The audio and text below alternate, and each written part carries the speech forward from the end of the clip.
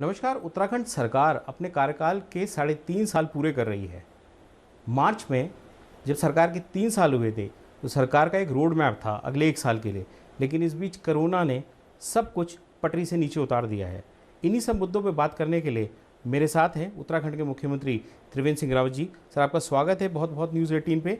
तो पहला सवाल मेरा यही है कि जब मैंने आपसे मार्च में बात की थी जी। तब आपने बहुत सी चीज़ें शेयर करी थी कि किस तरीके से उत्तराखंड को आगे बढ़ाने का आपका प्लान है, डेवलपमेंट प्रोजेक्ट्स ले जाने हैं। अब जो कोरोना हुआ तो उसने पूरी दुनिया में स्थितियां उलट पुलट कर दी। अब इसके बाद क्या रोड मैप होगा कि अगले 6 महीने में कैसे उत्तराखंड को आप आगे ले जाने के लिए देखते हैं? देखिए, माननीय प्रधानमंत्री जी ने मंत्र दिया है कि आपदा को हम कैसे अवसर में बदल सकते हैं, और वही प्रयास राज्य सरकार के द्वारा किया जा रहा है कि ऐसे बदले परिवेश में और इस कोविड काल में हम कैसे अपने जो लोग जो 3.5 लाख से बड़ी संख्या में बाहर से यहाँ पर आए हैं, फिर यहाँ पर भी जो हमारे युवक युवतियाँ अपना रोज़गार करना चाहते थे, उनको हम कैसे अवसर दे सकते हैं। और मैं समझता हूँ कि इसका एग्जाम्पल आज राज्य में अनेक जगहों पर मिल जाएंगे।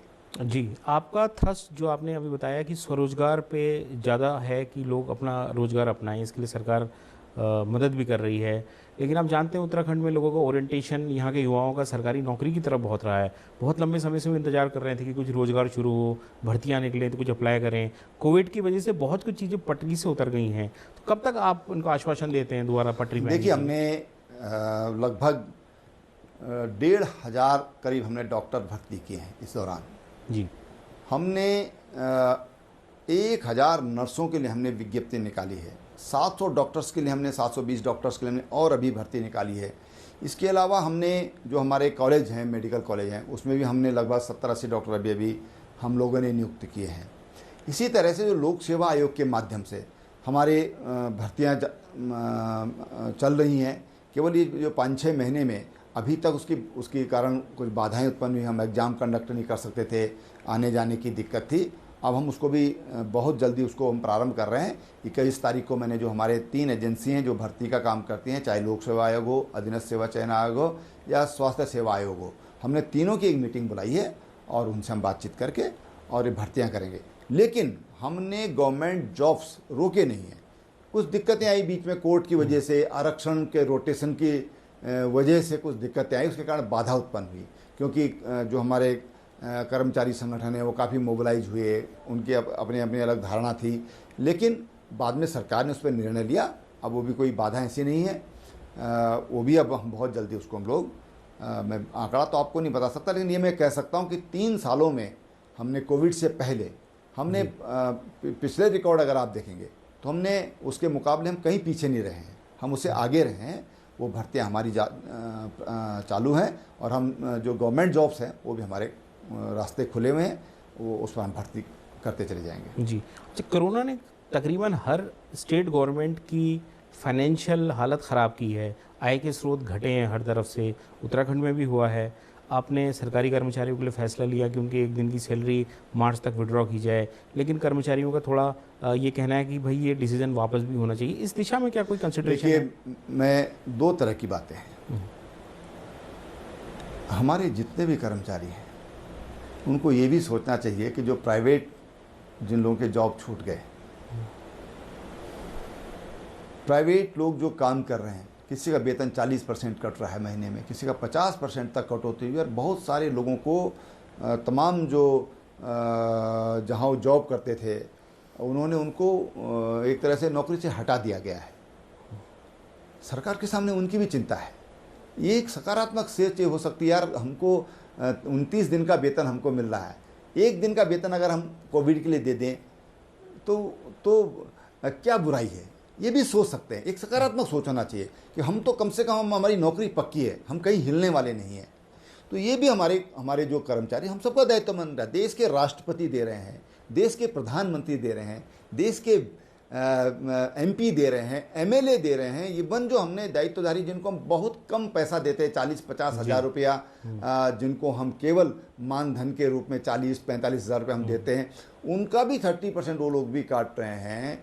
और कई कर्मचारियों ने अपना 15 दिन का वेतन एडवांस में दे दिया है। ऐसे भी लोग हैं जिन्होंने 18-18 दिन का दिया है। जनता ने इतना डोनेशन दिया है। जो प्राइवेट एंटरप्रेन्योर हैं और आम आदमी है, आप ये देखिए कि चमोली की एक महिला ने 5 लाख रुपए दे दिया, एक ने 10 लाख रुपए दे दिया, जो कि अपनी सीमित और पेंशन पर जो जीवन निर्भर करते हैं। लेकिन उन्होंने कहा ऐसा समय आया है कि मुझे अपने प्रदेश के प्रति, अपने समाज के प्रति मेरा उत्तरदायित्व तो बनता है। तो मैं समझता हूँ कि हमारी प्रेरणा वो लोग होना चाहिए। कर्मचारी संगठनों से मैं ये कहना चाहूँगा कि आप इस तरह की जिद न पालें। आप ये कहें ना कि हम भी ये योगदान कर रहे हैं। ठीक है, आज ऑफिस कई दिन तक बंद रहे, उससे अवकाश रहा। आज भी हमारे फुल कैपेसिटी पर हमारे ऑफिस नहीं चल रहे हैं, कहीं 50% पर चल रहे हैं, कहीं 40% पर चल रहे हैं, हमारे कार्यालय चल रहे हैं। तो भी ये जो सब कुछ हो रहा है, अगर ये थोड़ी देर के लिए अपना मन ठंडा करके सोच लें कि भाई हम भी इसमें अगर योगदान कर रहे हैं, तो मैं समझता हूँ कि उनका मान सम्मान इससे बढ़ेगा। जी, इसी से जुड़ा एक सवाल है कि विधायक निधि में भी कटौती हुई, 1 करोड़ रुपए कटे हैं। कई विधायक का कंसर्न ये है कि विधायक निधि कटने से जो छोटे छोटे काम होते थे विकास के, वो प्रभावित हुए। इसको किस तरीके से कंपनसेट करेंगे? देखिए, बहुत सीमित लोग विधायक हैं जिनकी ऐसी सोच है।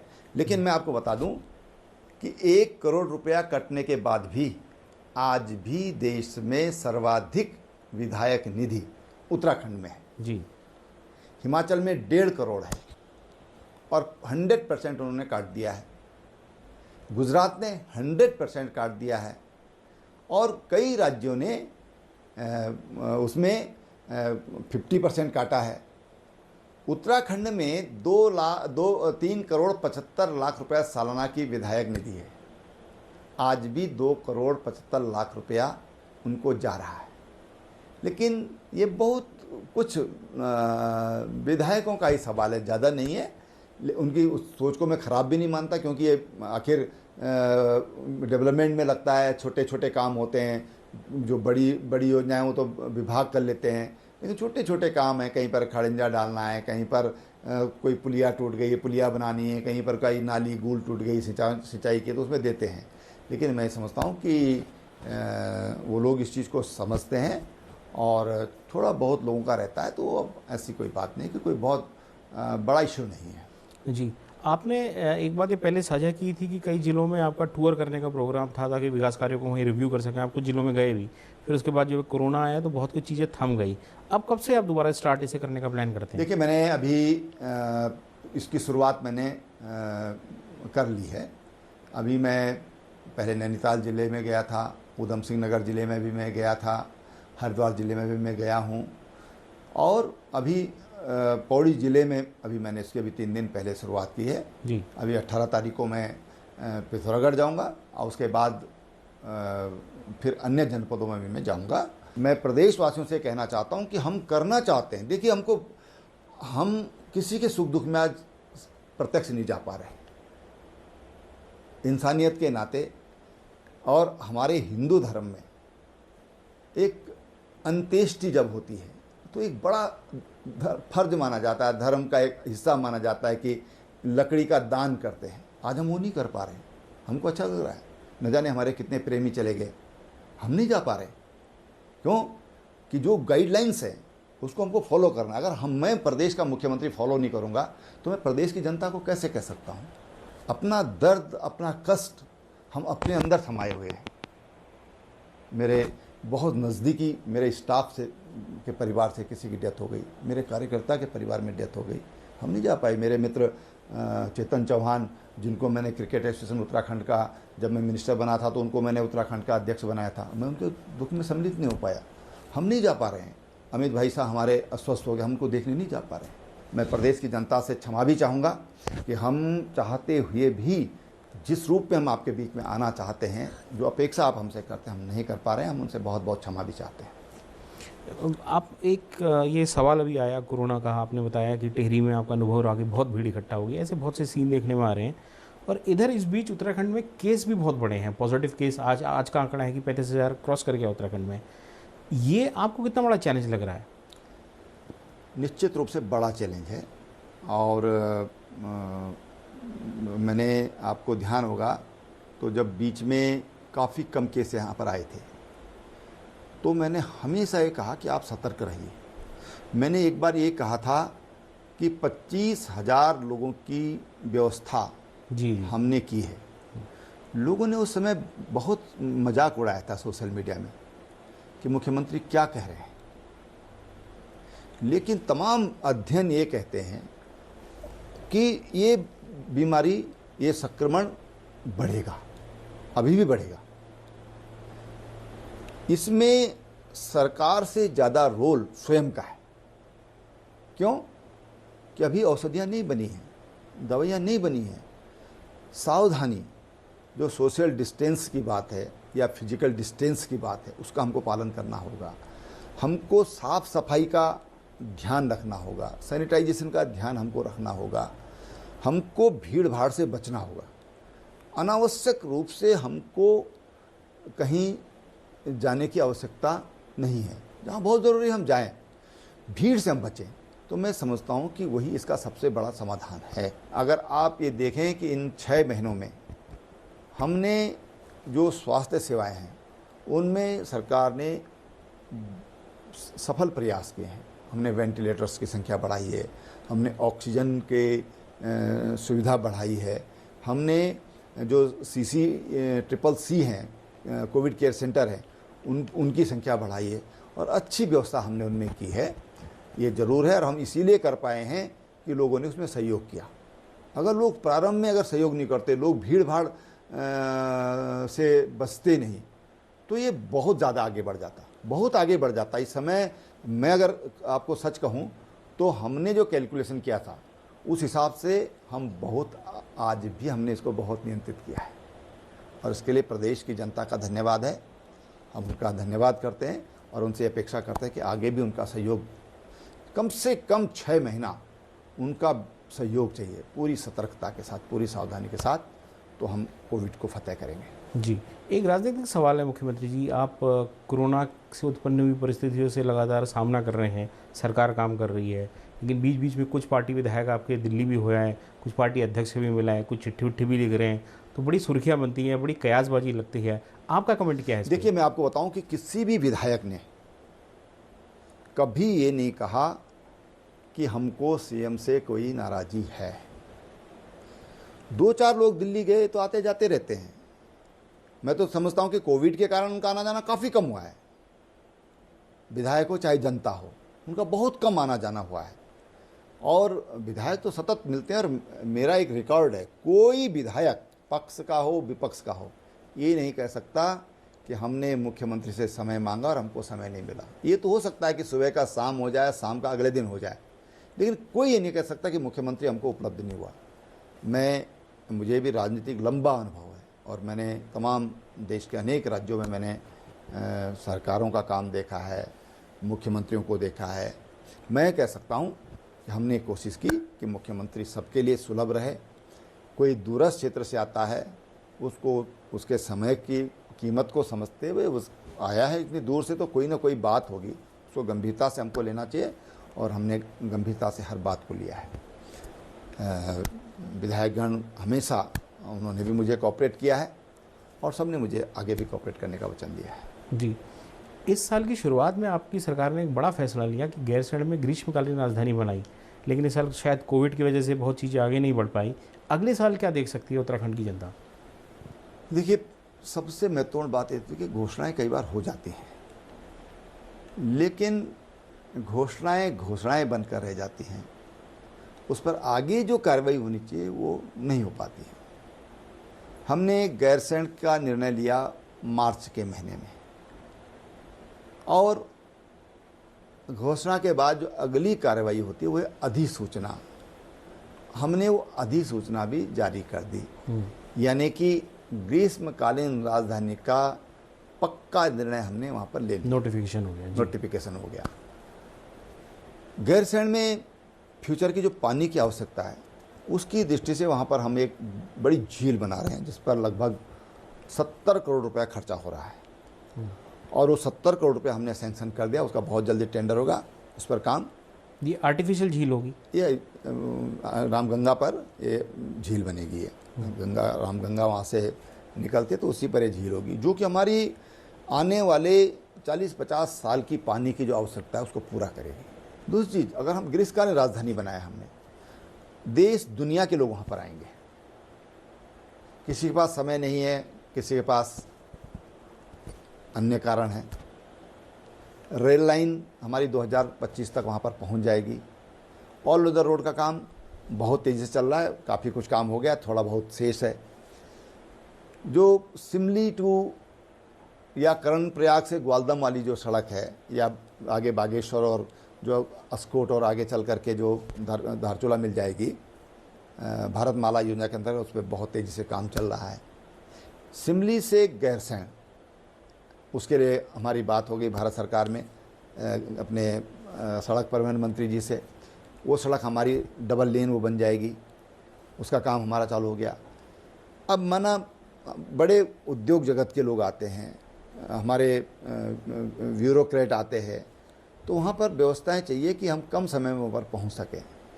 वहाँ पर आज गौचर के लिए हवाई सेवा शुरू हो गई, और जहाँ पर हमारी गैरसैंण में विधानसभा है, वहीं पर हमने 4 हेलीकॉप्टर एक साथ उतर सकें, उसके लिए हमने वहाँ पर पैसा मंजूर कर दिया। वहाँ पर हेलीपैड का टेंडर होने वाला है, वहाँ पर हेलीपैड बन जाएगा। गैरसैंण में हमने एक डिस्ट्रिक्ट लेवल का हॉस्पिटल, वहाँ पर हमने उसको सैंक्शन कर दिया। वहाँ पर एक ऑडिटोरियम गैरसैंण में हमने स्वीकृत कर दिया, उसके लिए पैसा दे दिया। तो तमाम जो इंफ्रास्ट्रक्चर चाहिए वो हम वहाँ पर कर रहे हैं। एक महत्वपूर्ण सवाल यह है मुख्यमंत्री जी, जिस प्रकार के आजकल भारत के रिश्ते चल रहे हैं, चीन से थोड़े तल्ख हैं, टेंशन है, उत्तराखंड भी अपनी सीमाएं शेयर करता है चीन के साथ। आपके संज्ञान में ये मामला है पूरा, ये कि जिस तरीके से चल रहा है, आप उत्तराखंड की सीमाएं सुरक्षित रहने की दिशा में सरकार क्या काम कर सकती है, क्या कंट्रीब्यूशन हो सकता है? देखिए, सीमांत सुरक्षाओं की दृष्टि से राज्य का सहयोग बहुत ज़रूरी है, और राज्य की सक्रिय भागीदारी उसमें बहुत ज़रूरी है। मैं आपको एग्जाम्पल कोट करूंगा कि जो लिपू लेक वाली सड़क जो बनी है, जो इंजीनियर उसको देख रहे थे, वो मेरे पास आए जब उन्होंने ज्वाइन किया। जो जम्मू में जो टनल बनी है जी, उसको भी उन्होंने उसकी शुरुआत करी थी, उन्होंने उसको डिज़ाइन किया था। वो मेरे पास आए थे और उन्होंने कहा इस तरह की समस्या वहाँ पर हो रही हैं, और काफ़ी वर्षों से ये काम चला। वो काम जिस गति से चल रहा है, अगर यही स्थिति रही तो हम इस काम को कभी भी लिपू लेक तक सड़क नहीं पहुँचा पाएंगे। मुझे अच्छी तरह याद है, उस दिन शनिवार का दिन था, और मैंने रविवार के दिन सवेरे तमाम अधिकारी बुलाए। मैंने कहा आप यहीं रुकिए, रात को, सुबह हम इसका फ़ैसला करेंगे। और हमने फ़ैसला किया कि ये सड़क बनेगी, काम रुकेगा नहीं। थोड़ा दिन दिक्कत हुई, कोई बात नहीं, लेकिन हम देश की सुरक्षा को लेकर कोई रिस्क हम नहीं लेंगे। और वो सड़क बनती चलेगी। आज वो सड़क बन कर तैयार हो गई और हम चीन सीमा तक हम लोग पहुँच गए हैं। ऐसे हमारी सीमांत की सड़कें हैं। हमारे नीलांग वाली सड़क थी, उसके लिए भी मेरे पास कुछ अधिकारी आए थे। तो हमने हमेशा रास्ता निकालने का काम किया है। सरकार, क्योंकि जो मिलिट्री है या बीआरओ है, उसको जब तक सिविल सोसाइटी का सपोर्ट नहीं मिलेगा, सिविल सोसाइटी जब उनको लगता है कि हमारे साथ खड़ी है, तो उनका मनोबल बहुत ऊंचा होता है। काम वो करते हैं, लेकिन उनका मनोबल ऊंचा चाहिए, और ऊंचा तब होगा जब उनको लगेगा कि हमारे साथ स्टेट की गवर्नमेंट पूरी तरह खड़ी है। तो हमने वो काम किया है। हमारी देश में सीमांत जो सड़कें हैं, और जो नंबर 1 काम हुआ है वो उत्तराखंड में हुआ है। ये आज भारत सरकार का, चाहे रक्षा मंत्रालय हो, चाहे गृह मंत्रालय हो, और चाहे हमारे बीआरओ के अफसर हों, आर्मी के अफसर हों, आज वो इस बात को खुले दिल से कहते हैं। और सब ये रिकॉर्ड है, अवार्ड मिला है, AVSM मिला है हमारे इंजीनियर को, इसी बात पर कि उन्होंने बहुत बेहतर काम किया है। तो मैं समझता हूँ कि सरकार का, स्टेट गवर्नमेंट का, उत्तराखंड की बात नहीं करूँगा, मैं तमाम सीमांत राज्यों की बात करूँगा कि उनका आर्मी के साथ पूरा कंधे से कंधे मिलाकर सहयोग चाहिए, और वो सहयोग हम कर रहे हैं। जी मुख्यमंत्री जी, आज आपने समय निकाला, बहुत विषयों पे बेबाक अपनी बात रखी, और आपकी सरकार के 3.5 साल पूरे होने पे आपको बहुत शुभकामनाएं। न्यूज़ 18 से समय निकालने के लिए धन्यवाद आपको बहुत बहुत।